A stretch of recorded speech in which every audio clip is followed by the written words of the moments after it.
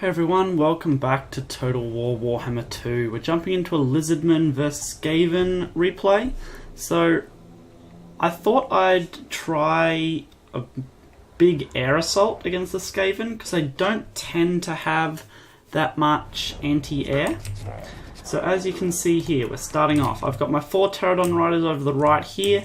I've got my front line of Skink Cohort and Saurus Warriors, with some feral Bastiladons and a group of Kroxigors to back them up. I've got my Skink Priest on his Pterodon as well, in order to use Flock of Doom, and I've got my Kroq-Gar in order to try and take out some of the enemy lords.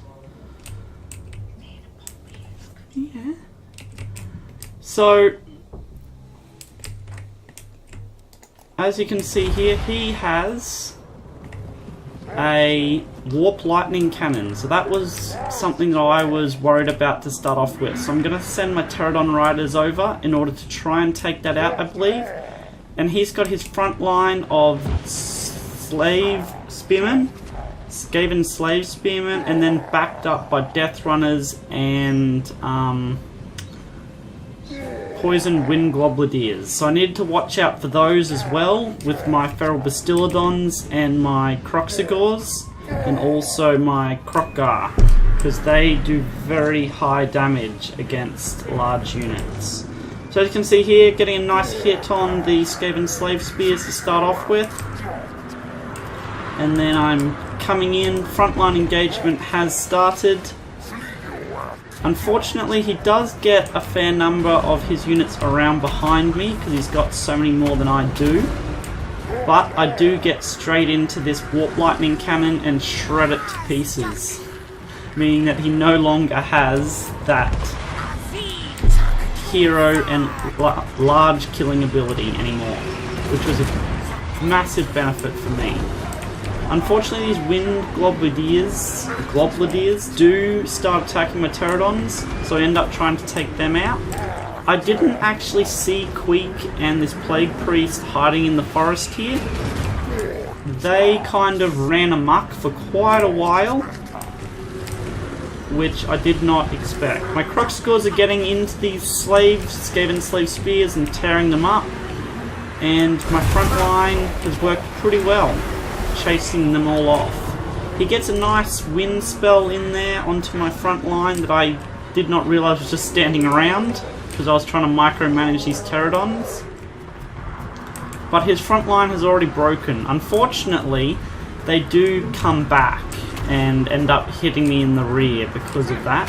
I've realised about my frontline Saurus Warriors and I've charged them in. I've used Flock of Doom on this large pack of Storm Vermin that were here, taking out my Feral Bastiladons.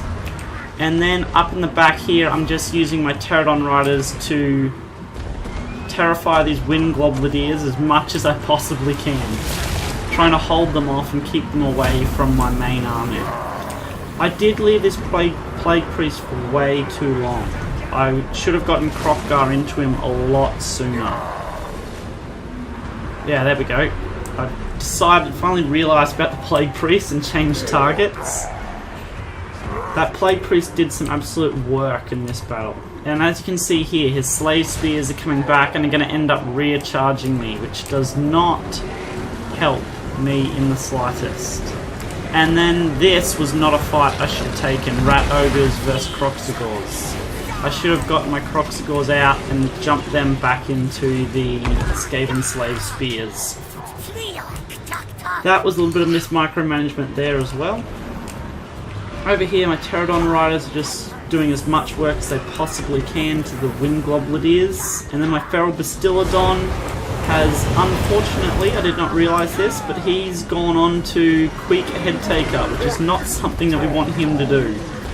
And now he's gotten surrounded by these Skaven Slave Spears. This did work fairly well though, with all these Pterodon Riders. As you'll see later, they did absolute work on the Skaven army. My front line does end up kind of breaking up because of all the routing that was happening. with the Skaven army, and then returning and running away and returning. But overall, we are holding our own because of these Pterodon riders. And Kroq-Gar getting his healing? What's it called? Cold-blooded. Yeah, there we go. I believe I bring him out in a second and give him the cold-blooded from himself and also the Skink Priest. Nope, that's not him. There we go, the Skink Priest. Yeah, cold-blooded from him as well. So, I should have charged down this Plague Priest, because he's summoned even more Plague Monks. I did not realise he was summoning so many. That was one thing I should have worried about more, that Plague Priest, because now the Plague Monks terrifying Kroq-Gar, and I'm having to run away with Cold-Blooded activated in order to get his health back. The MVPs so far have definitely been these Pterodons, chasing off basically all of the Wind Globuladiers and saving Kroq-Gar from that kind of annihilation, which was very good. So as you can see, they do have alright melee attack and weapon strength in melee as well, so once they have gotten rid of all of their ammunition, they are still useful in order to fly into the back and chase off remaining infantry units. So as you can see here, I'm charging my Pterodons down into the mass of Skaven slaves, and they're once again routing. Oh wow, okay, this has gone really well. I should have gotten these back a little quicker, but there is still quite a lot to worry about. I throw down another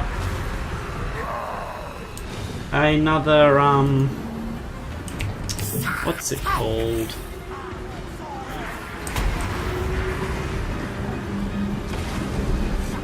Ah, I can't see it. It is... well, it is that beast. Flocks of Doom, that's it. Okay, so now all there is a bit of cleanup left. So we'll zoom in and get a little bit of a close-up on all this. That Plague Priest lasted way longer than he should have. Way longer than he should have. And ended up summoning way too many clan rats, making it a much closer fight than that should have been. But as you can see, it's mopping up now. Last couple of units just needing to be gotten rid of and terrified off the battlefield. Quig Headtaker basically being the only military he has left. So finally getting Kroq-Gar and my Skink Priest into him, and he'll end up eventually being routed off the battlefield, and then that will end our Lizardmen vs Skaven battle. So that went really well. As you can see here, my Pterodon Riders did absolute work. And surprisingly, a number of Saurus Warriors did pretty well as well. My Feral Bastiladons didn't do as much as they should have, but these guys shutting down the Warp Lightning Cannon from the start was the reason I won, I believe. Because if that was left to fire into Kroq-Gar and my Feral Bastiladons, then I would have had a very big problem. But I hope you've enjoyed, and I'll catch you all next time. Bye!